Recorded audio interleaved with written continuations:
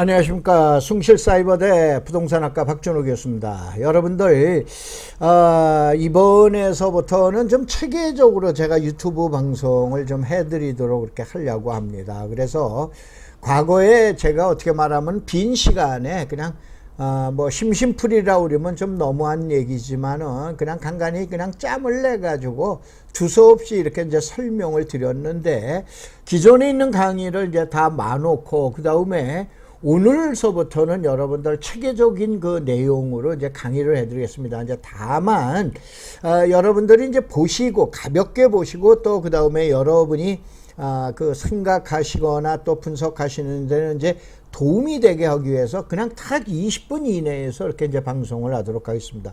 우선은 누가 뭐라 그러더라도 최근에 이 가장 큰 이슈는 김현미 장관께서 발표했던 제3기 신도시입니다. 이게 이제 공공주택특별법에서 옛날에 보금자리주택특별법이 바뀐 거죠. 이거에 의해서 공급이 되는 건데, 여러분들 아파트는 당연히 강남이죠. 강남인데 그럼 저 땅은 맨날 강남인가요? 맨날 용인인가요? 맨날 화성인가요? 그건 아닙니다. 남양주로 갔다가 파주로 갔다가 김포로도 갔다 시흥으로 갔다가 마구 돌아다니는 게 땅입니다. 그러면은 2020년 여러분들이 앞으로 10년 동안을 갖다 분석하고 집중적으로 검토해야 될 건 왜 그러냐? 우선은 여러분들 종잣돈, 시드머니가 많지는 않으시죠. 조그만 종잣돈을 가지고 크게 풀릴 수 있는 방법, 확률이 좋은 거는 분명히 수도권 남부권이 좋은 건 압니다. 그런데 그러면 수도권 북부, 동부, 서부는 그러면 아닌가? 아닙니다. 분명히 거기도 많습니다. 그래서 이제는 집중적으로 여러분들이 재테크를 할 수 있는 그러한 데를 이제 알려드리면서 이제 첫 방송을 시작하겠습니다. 그래서 첫째, 수도권 3기 신도시. 결국은 택지 개발을 하고 맨날 제가 그랬죠. 부르도자 소리, 망치질 소리, 그 다음에 삽질을 많이 하는 동네일수록 땅값이 올라가고 집값도 올라간다. 이거를 갖다 보셔야 돼요. 그러면 가장 많은 지금 얘기하는 공공주택이 어딜까요? 수도권에서 가장 가까운 지역들이죠. 가장 가까운데 그 중에서 저평가됐다고 보통 얘기를 하시죠. 어디라고 보시겠습니까? 그 저평가됐다라고 보시는 것이 바로 지금 얘기하는 그 강북권의 서부권을 갖다가 보셔야 돼요. 그런데 결국은 여러분들 3기 신도시라 우리는 왕숙지구, 그 다음에 창릉 신도시, 계양 신도시, 대장 신도시, 그 다음에 교산 신도시, 이 5개만 그러면은 공공주택지구 나머지 아닙니다. 거기는 돈 많은 사람들 들어가라 그러세요. 우리는 어떻게 되냐? 조그만 걸 가지고 촌철살인을 해야 되죠. 이렇게 하기 위해서는 제일 좋은 것이 어떻게 하냐면 중소규모의 공공주택 단지가 있습니다. 그 내용을 한번 이제 보시자 이런 얘기예요. 그래서 이제 우선은 문재인 정부에서 지정한 전국 공공주택지구는 사실은 그 전에 지정한 것도 있습니다. 요게 뭐냐면 대책위원회가 만들었는데 전국적으로 46곳입니다. 그런데 경기도가 35군데예요. 서울특별시의 행복주택이라든가 청년주택이라든가 이런 것들은 다 빼놨습니다. 그 다음에 충북에 2군데, 대구 경북에 4군데, 그 다음에 부산 울산에 4군데, 광주에 1군데. 뭔 얘기냐? 경기도에 35군데가 있어요. 여러분이 혹시 서울에 사시거나 수도권에 사시죠? 여러분이 어느 지역에 사시든 여러분 집 앞에 아파트가 500세대만 들어온다고 가정을 해보세요. 여러분 집값 어떻게 되겠어요? 난리 나죠. 근데 이것이 보편적으로 1000세대, 2000세대, 3000세대 그럽니다. 그러면 신도시만 찾을 거예요? 아닙니다. 바로 허점이 어디 있냐면은 중소규모의 공공주택지구 46군데 중에서 지금 과천에 있는 과천 신도시까지 포함하면은 다 6군데 빼버리면 40군데가 수도권에 있어요. 그러한 지역을 제가 하나하나 20분마다 하나씩 소개해드리면서 여러분들에게 그 내용을 얻게. 우선 제일 먼저 창릉 신도시를 왜 선정을 했냐. 자, 창릉, 왕수, 계양, 대장, 그 다음에 교산 바로 뭐냐면 5개 신도시의 특징은 뭐냐면 대부분의 많은 신도시가 개발 제한 구역이라는 그린벨트를 해제해서 국책사업 해제죠. 해제해서 신도시를 만드는데 바로 그린벨트를 가장 많이 공부해야 될 지역이 창릉 신도시고, 창릉 신도시에서 전문가들도 발견 못하는 아주 새로운 게 있습니다. 이제 앞으로 샘플로 창릉 신도시에서 여러분들의 그 내용을 보여드리고, 앞으로 이와 같이 토지 아닌 부동산의 최고의 전문가라도 발견하지 못하는 그러한 부분들을 발견해서 여러분한테 해드리도록 하겠습니다. 자, 여기에서 이제 창릉 신도시는 250만 평, 보통 얘기하면 우리가 분당 신도시의 절반이죠. 550만 평의 이제 절반 정도 수준이고 그러는데, 지난 10월 15일 날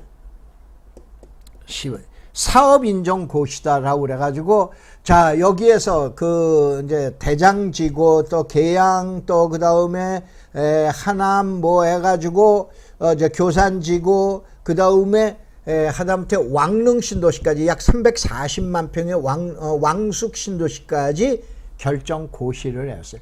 이제서부터 시작이다. 이것이 바로 뭐냐면은 분양가 산정 기산이래요. 바로 10월 15일 날로 지금 얘기한 이날서부터 사업을 시작한다. 이날 가격을 기준으로 해서 여러분에게 토지 보상을 해주마. 그런데 고양시에 들어서는 창릉 신도시는 내년 상반기에 3월경에 지구 지정 예정입니다. 이걸 이제 참고적으로 알고 계시고, 다만 여기에서는 어떻게나 38,000호에 9만 명이다라고 그러는데, 이 9만 명이라고 그러는 거는, 자, 여러분들 저기 상주시라고 알죠? 상주시가 옛날에 10만 명이었습니다. 지금 근데 8만 명대로 이제 9만 명의 턱걸이 오는 걸로 알고 있는데, 이 같은 상주시 하나의 규모가 바로 뭐냐면 창릉지구에 들어가게 되는 거예요. 엄청난 사건이죠. 그래서 이제 하나하나 여러분에게 이제 저걸 해드리도록 하겠습니다. 수도권에는 약 9조 4천억, 약 10조라고 우리는 돈이 들어가는데, 수도권에 어디냐면 서부권이에요. 서부권이라고 우리는 건 부천, 김포, 고양시의 토지 보상금인데, 요거는 제가 대충 이러한 수준으로 지금 얘기한 대로 보상금을 한번 산정을 해봤어요. 혹시 이 내용을 갖다가 상당히 이제 골수 팬들이라고 그래야죠. 팬들이 많으신데, 여러분들이 이렇게 보실 땐 항상 카메라를 준비하시든가, 아니면 이런 내용은 황막사라고 그래서 검색어를 다음에 가면은 황막사가 황사 막는 사람들입니다. 거기에다가 이제 자료를 올려놓기도 하니까는 여러분들이 이제 보시면서 내용을 검토하시면 되십니다. 자, 우선은 제일 먼저 아파트 보시러 오셨어요. 그러면 인터넷으로 가세요. 토지 보러 오셨어요. 그러면 중개업소에 가세요. 그러면 땅을 보시러 오셨습니까? 그러면은 박준호 교수의 이 유튜브를 이제서부터 들여다보시기 바랍니다. 여러분들, 대한민국에서 아주 최고의 가장 빠른 정보, 가장 정확한 정보, 나중에 이제 고속도로 같으면은 고속도로에서 나오는 인터체인지가 있죠. 그러니까 여기 지방도로 만나죠. 요 지번까지 제가 가르쳐 드릴게요. 알으셨어요? 이게 전국적으로 약 150군데의 IC가 있어요. 인터체인지가 있죠. 이 인터체인지를 갖다 기준으로 놓고 났을 때 어느 지역이, 예를 들어서 새만금에서 나온다. 그러면 새만금에서 김제에서 나온다. 서김제에서 나온다. 그러면 앞으로 어느 쪽으로, 만경 쪽으로 어떻게 가고 어느 쪽으로 어떻게 될 건가, 이런 것까지 다 예측을 해드립니다. 여기에다 당연히 지번까지 제가 알려드릴 거예요. 그래서 대한민국에서 가장 정확하고 가장 빠르고 가장 유익한 토지 정보로 여러분에게 다가서겠다라고 우리는 얘기해요. 우선 창릉 신도시를 봤을 때 딱 3개만 보면 돼요. 1번이 있고 2번이 있고 3번이 있어요. 여러분, 저 신도시에 대한 유튜브가 아마 수십 개는 나올 것 같습니다. 거기에 그 전문가들하고 한번 이거 비교해 보세요. 나는 딱 3개예요. 그런데 오늘이 내 강의하는 날짜가 12월 17일인데 이 사이에 답사 저는 제 제자들 저희 대학이 그 다음에 저희 카페 회원들 이런 사람들 모두 모시고 벌써 3번이나 답사를 갔다 왔어요. 이 내용은 벌써 말씀을 드렸어요. 이건 뭐냐면은 앞으로 이제 유튜브에도 같이 공개를 해드리겠다 이거. 왜 1번인가? 여러분들 요거 보셨어요? 이게 뭐예요? 여러분들 지금 얘기하는 5개 신도시에서 자 창릉, 대장, 그 다음에 계양, 그 다음에 교산, 그 다음에 왕숙 아무 데를 가셔도 이렇게 빠진 지역이 없어요. 이게 뭡니까? 바로 이 지역이 1번으로 집중 탐사할 지역이에요. 제가 제 제자들 데리고 요 지역 갔어요. 요 지역 가서 사람 하나 안 다닙니다. 이 지역에 평당 1,000만 원에 살 거야? 라고 물어봤어요. 저희 제자들 대부분들이 뭐 버스 보통 한 대로 가니까 한 30여 명 가면은 다 안 산대요. 그런데 이 땅 주인은 앞으로 5천만 원 1억을 계산하고 있는 게 이 땅 주인들이야. 이러한 허점을 잡아야 돼.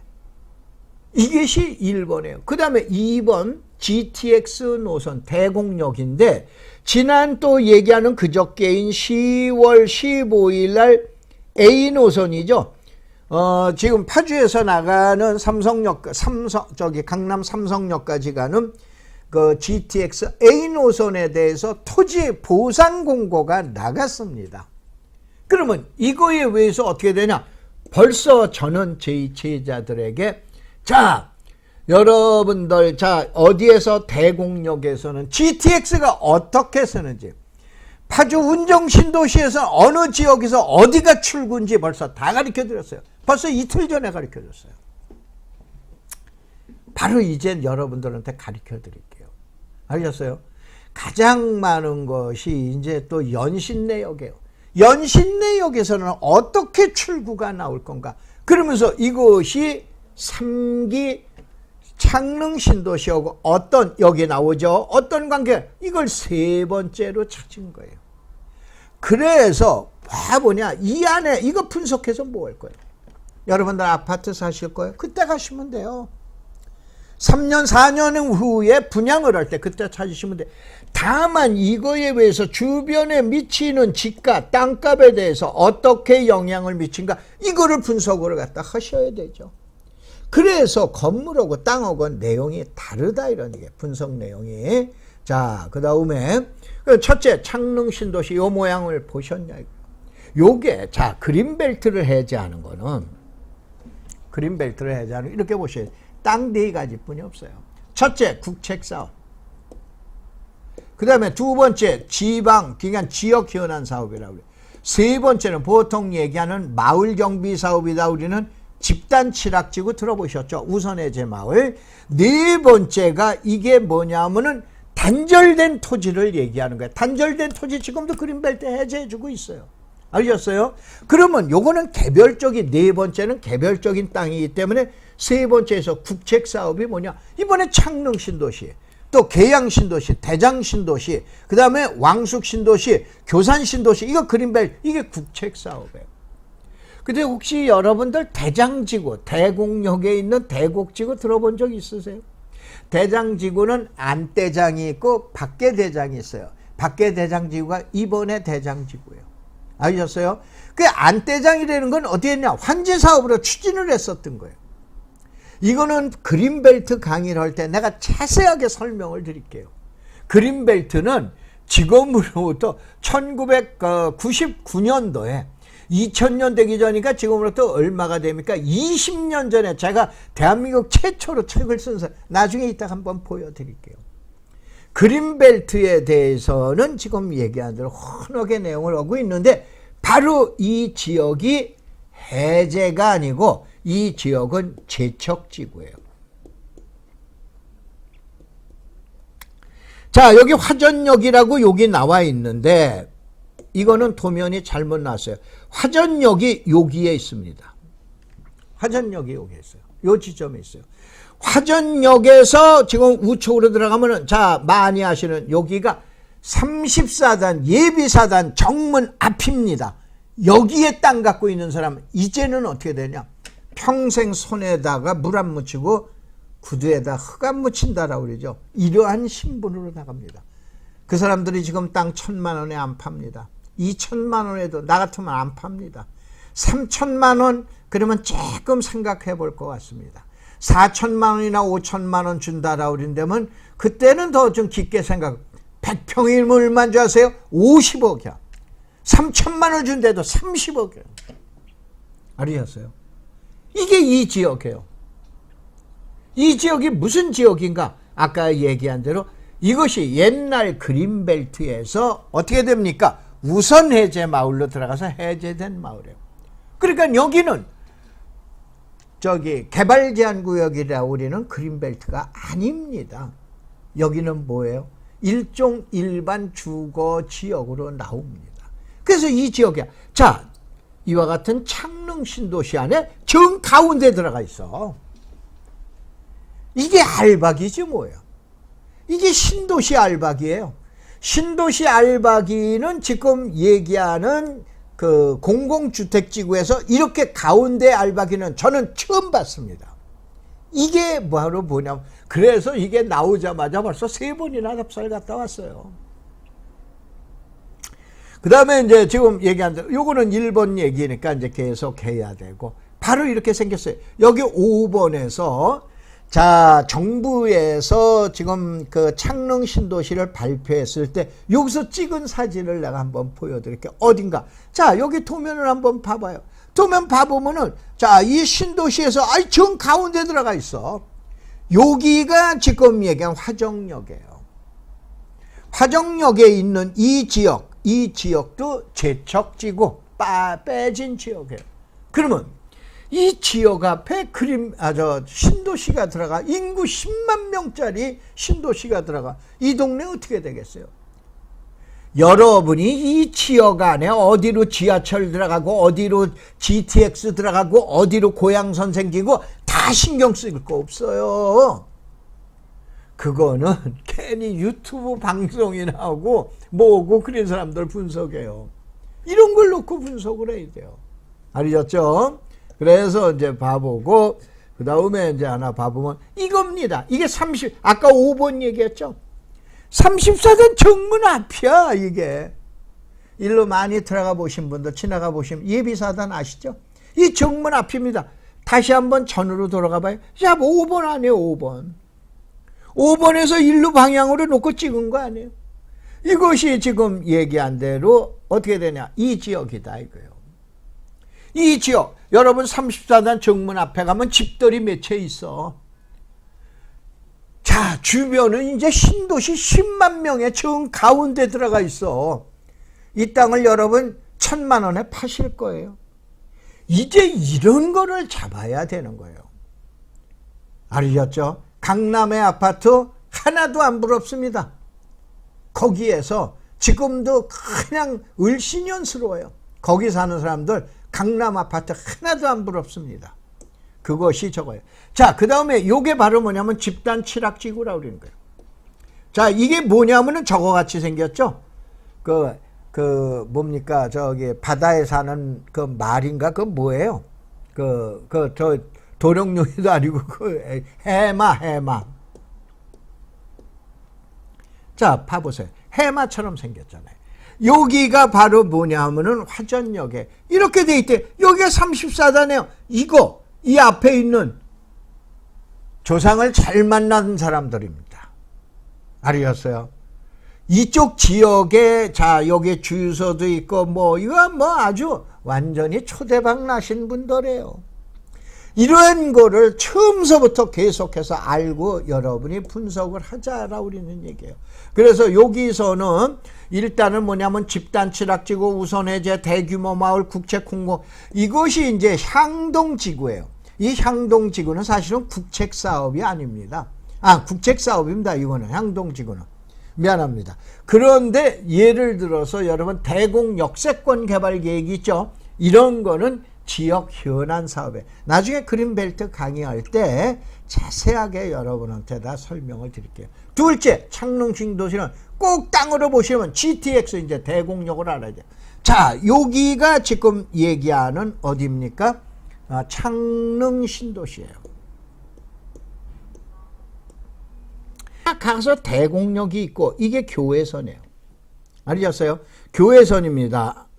저 교외선이고 그 다음에 어디입니까? 여기에서 이제 또 뭐가 나오냐면은 지금 이렇게 해서 철도로 해서 고양선 나오면서 이 대곡역이 어디냐면은 이것이 소사로 이어집니다. 이게 소사로 해가지고 안산시로 해가지고 저기 홍성으로 해가지고 서해안선으로 나가게끔 되어 있는 거예요.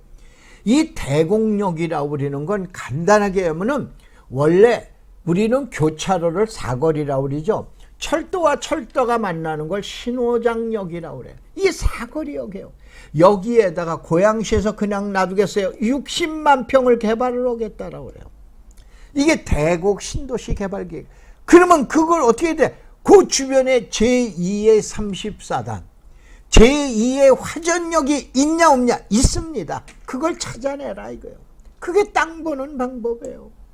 그것이 여기 대곡역이 있는데 여기서 어떻게 지나가냐면 이렇게 해서 GTX가 지나갑니다. GTX 역사가 여기 생깁니다. 그럼 이 마을 여기가 대정역에 이게 교외선입니다. 이 마을들은 그린벨트에서 제외가 돼 있어요. 그러니까 고양시에서 개발계획을 대곡역세권 개발계획이라고 그랬죠. 여기에서도 이 마을은 빠져 있습니다. 그러면 이 마을을 어떻게 해야 돼? 경매가 나오거나 뭐 나오거나. 사실은 대정역 앞에 있는 경매 물건 나온 거 이미 얘기를 해서 작년인가 재작년에 저희 회원들이 여기에는 답사도 오고 해서 물건을 잡았습니다. 바로 뭐냐면 그때 잡은 게 500만 원이야. 500만 원. 500만 원.